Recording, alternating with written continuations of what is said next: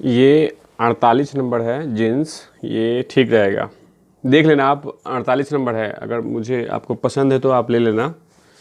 ये जीन्स है पहनने के लिए, और ये टी शर्ट है, पहन लेंगे आप।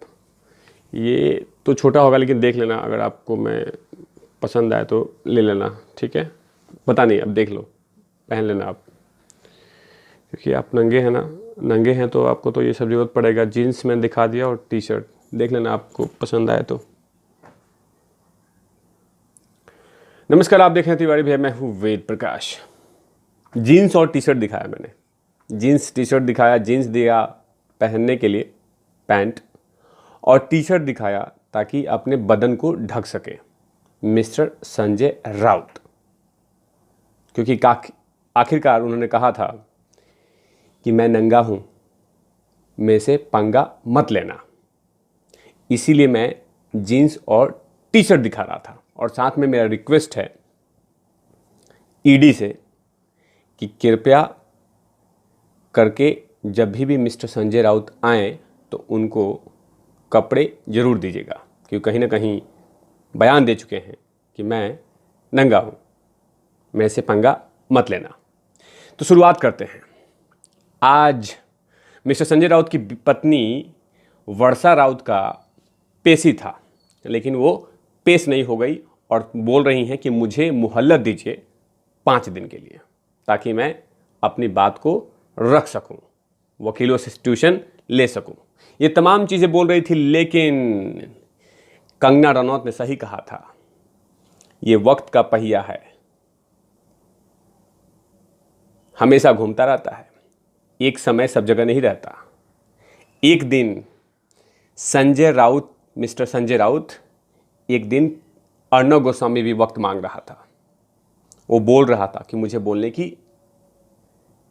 वक्त चाहिए, लेकिन आपने वक्त नहीं दिया, आप लोगों ने वक्त नहीं दिया। कंगना रनौत भी बोल रही थी लगातार, कंगना रनौत के वकील मिस्टर रिजवी बोल रहे थे कि घर मत तोड़िए, इंतजार कीजिए, लेकिन नहीं रोके।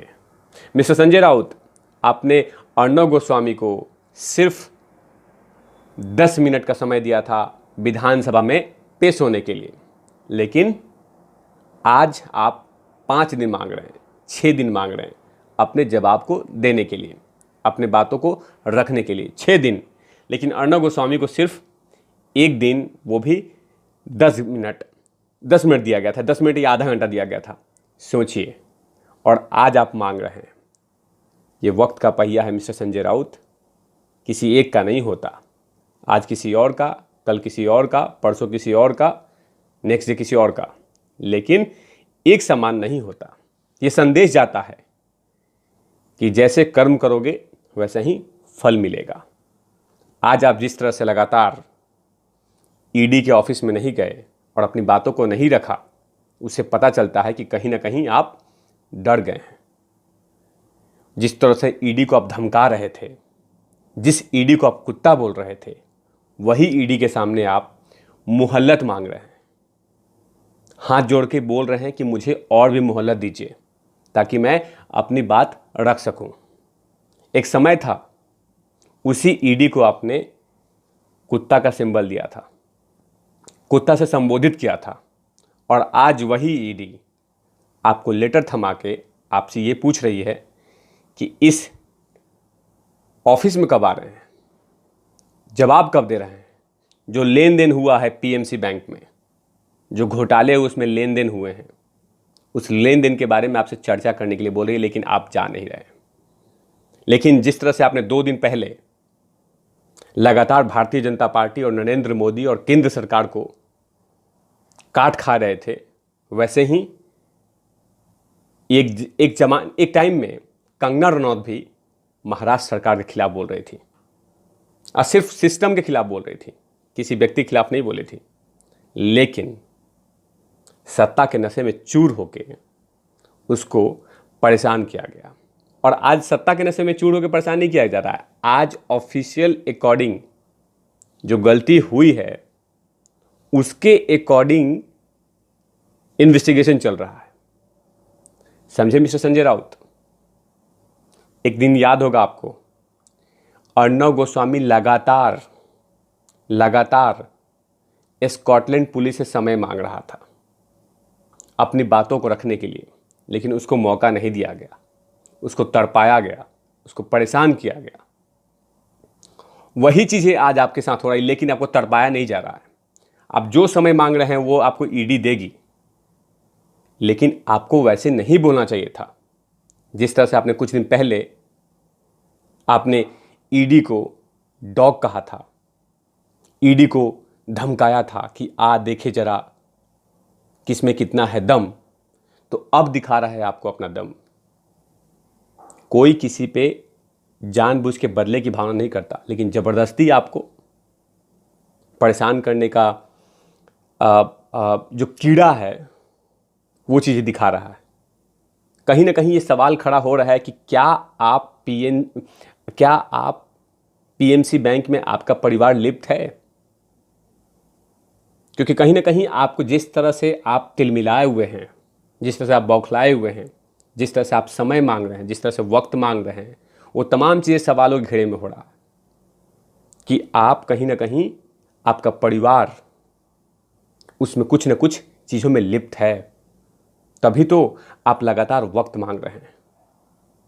कहीं ना कहीं ये देखना होगा कि क्या आप जवाब देते हैं, क्योंकि कंगना रनौत भी एक समय में अपनी बातों को रखने के लिए कोर्ट का डिसीजन का इंतजार कर रही थी, लेकिन आप लोगों ने एक नहीं सुनी, उसकी एक नहीं सुनी।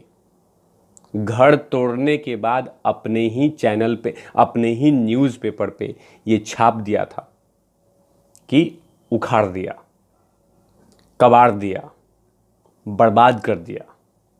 और उस समय मुझे मालूम है कि आपके दिल में काफ़ी लड्डू फूट रहे थे, आपके सरकार के दिल में लड्डू फूट रहे थे।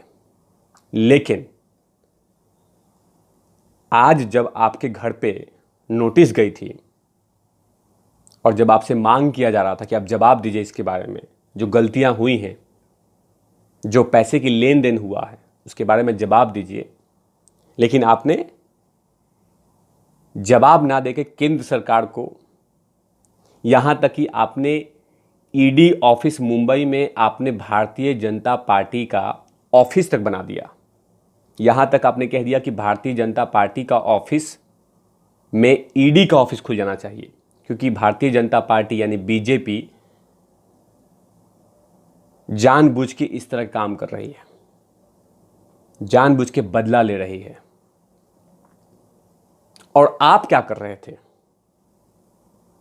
कंगना के साथ? आप क्या कर रहे थे अर्णव गोस्वामी के साथ? और आज आपके साथ जब ईडी सवाल जवाब कर रही है तो बीजेपी बात आ जाती है कि बीजेपी कर रही है, नरेंद्र मोदी कर रहे हैं, अमित शाह कर रहे हैं, ये तमाम लोग परेशान कर रहे हैं। परेशान नहीं कर रहे हैं, ये तीसरी बार नोटिस दी गई है मिस्टर संजय राउत, तीसरी बार। 2 बार बरसा राउत जी ने जवाब नहीं दिया था, लेकिन तीसरी बार ये नोटिस दिया गया। 3 बार किसी एक नोटिस में आपको जवाब देना चाहिए था, लेकिन आपको लगा कि ये मजाक चल रहा है, ऐसे ही चल रहा है। तो कहीं ना कहीं आपको जवाब देना होगा कि आखिर कौन सी गड़बड़ी हुई है, क्या सचमुच आप में लेन देन में आप शामिल हैं? ये तमाम चीज़ों की जवाब आपको देना होगा, वो भी ईडी के सामने।